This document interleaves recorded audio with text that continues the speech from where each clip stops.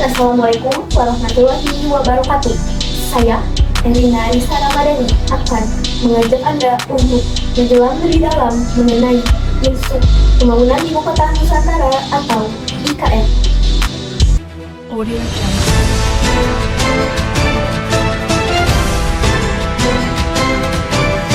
Audio Jungle.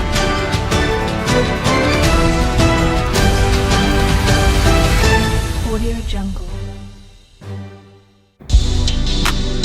Pembangunan Ibu Kota Nusantara atau IKN akan menjadi babak baru dalam pembangunan sejarah Indonesia. Pemindahan ibu kota dari Jakarta ke Kalimantan Timur bukanlah sekadar pemindahan pusat pemerintahan, melainkan sebuah upaya besar untuk menciptakan kota masa depan yang berkelanjutan, cerdas, dan inklusif. IKN dirancang sebagai simbol kemajuan Indonesia, sebuah kota yang mampu menjawab tantangan global seperti perubahan iklim dan urbanisasi. Progres pembangunan IKN terus berjalan dengan pesat. Infrastruktur dasar seperti jalan tol, jembatan, pelabuhan, bahkan bandara sudah mulai terbentuk. Kawasan ibu pemerintahan juga terus dikembangkan. Desain bangunan-bangunan ini mengadopsi konsep hijau dan berkelanjutan dengan penekanan pada penggunaan energi terbarukan dan material ramah lingkungan.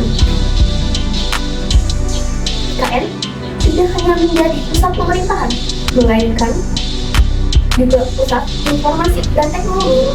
Kota ini dirancang sebagai kota yang cerdas, di mana teknologi dan informasi akan diterapkan secara terintegrasi dalam berbagai aspek kehidupan, mulai dari sistem transportasi pintar, pengelolaan sampah otomatis, hingga layanan publik berbasis digital. Bayangkan saja kota di mana kendaraan otonom melintas di jalan raya, sampah dipilah dan didaur ulang secara otomatis, dan semua layanan publik dapat diakses hanya dengan satu aplikasi. Di IKN, visi ini akan menjadi kenyataan.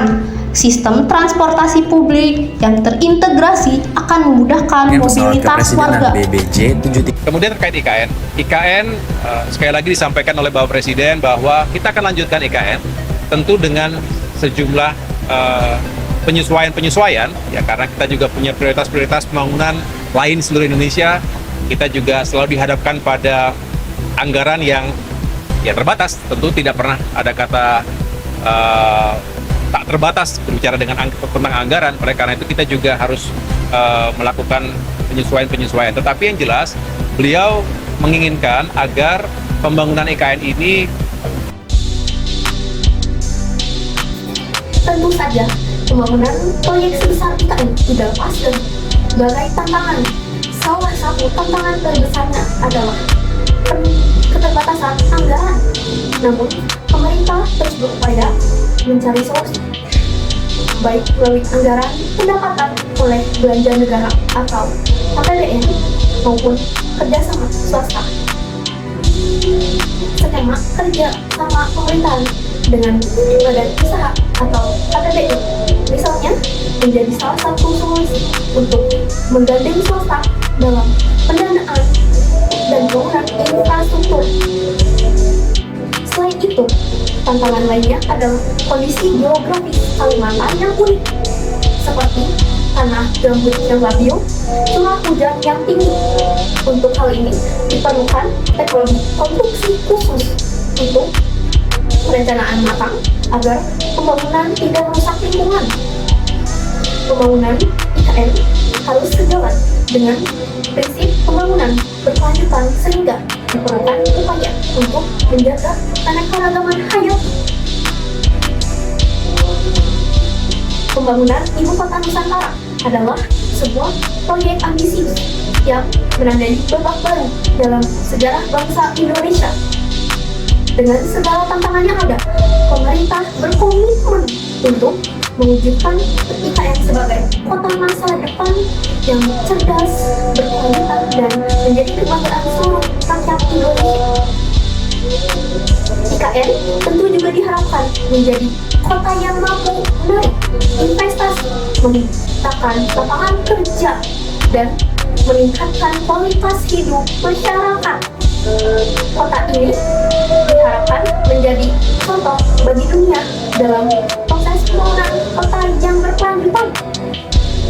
Pembangunan ibu kota Nusantara bukanlah sekadar proyek infrastruktur semata, melainkan sebuah investasi jangka panjang untuk masa depan Indonesia dengan visi menjadi kota yang berkelanjutan dan cerdas. IKN diharapkan mampu mendorong pertumbuhan ekonomi yang merata, meningkatkan kualitas hidup masyarakat, serta memperkuat posisi Indonesia di kancah global. Demikian informasi yang dapat saya sampaikan. Saya Elina Ramadhani pamit undur diri. Wassalamualaikum warahmatullahi wabarakatuh.